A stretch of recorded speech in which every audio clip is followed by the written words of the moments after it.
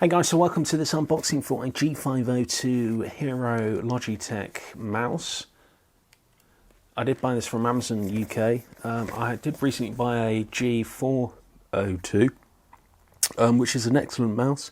Does everything I want it, except for this. I just wanted something where I can do this, because I edit a lot of video in Final Cut Pro 10, and I did have the MX Master 2, which has a side thing here of horizontal scroll, which is really useful. But it's quite a, you feel like you have to. It has a small amount of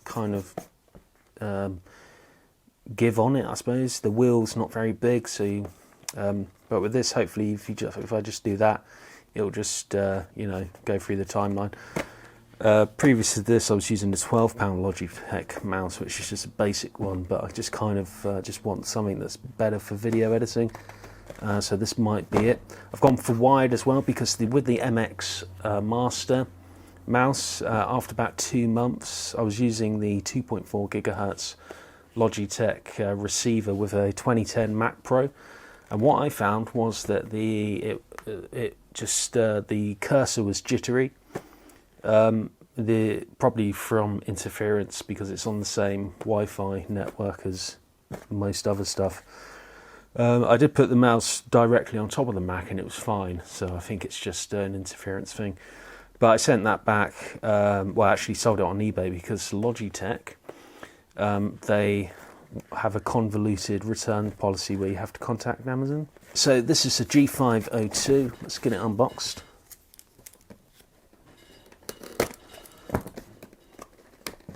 So there was a cheaper version from Amazon Warehouse, which was £10 cheaper, but I just think, it's second-hand. Someone's had their sweaty, dirty, wank-filled hands on it, so you just want to get something that's clean and hasn't got AIDS on it.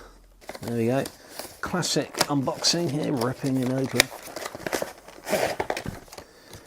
So you get a Logitech sticker, which is a bit sad. You're not Apple. What is that? Is that the Logitech? What is the Logitech logo? Is that the Logitech logo? Is it? G. Oh, Logitech Gaming. Right. So this is the gaming. Actually, I'm not a gamer. I'm a Final Cut Pro 10 video editor on Mac Pro. So this is, you can actually program with the G402. You can easily program this on a Mac. And what I have is this button. This is the back button. This is the forward button. This is show mission control, is it? Show all windows. And then this is the click. That click is application window.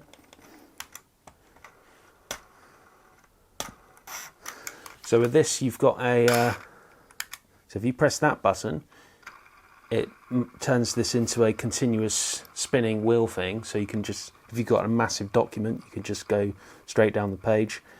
So if I press this, it will put the brakes on. So now this is set to a clicky thing, so kind of a normal scroll wheel. No idea what that button does. So I'd say this is more or less the same as the G402 in terms of the size, movement. I've got it here. I'm not sure it won't stretch that far, but I would always go with wide. So this feels like quite a meaty. It feels like a pound coin, quite weighty. It actually feels sort of a bit maybe like it's too heavy for the mouse, but it's got a nice feel. It feels a bit like a metal-y thing there. So you've got whatever button that does. So I assume these all can be programmed like the G402.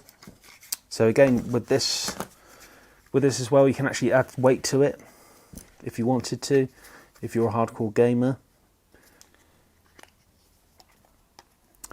So we've got weights here. So to take this off, there's just a little latch at the bottom here. It feels like it's all magnetic.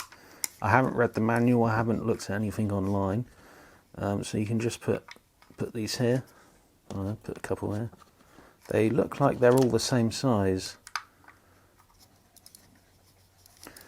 So yeah, that's nice and easy. It just sort of snaps on with no real effort. I guess if you drop this, if this flies off your desk, it will, there is a little latch here. Just snaps on, that's nice and easy. Yeah, so that there's a little bit more weight to the back of it. The cable, it's got a nice sort of shoelace vibe to it. Obviously it's, you know, it's not a sort of kind of a boardroom kind of, if you're a suit, it looks a bit teenagey. But you can, with this light, it does light up quite bright. You can turn this right down. So I just have, with the G402, I just have a slight glow on it.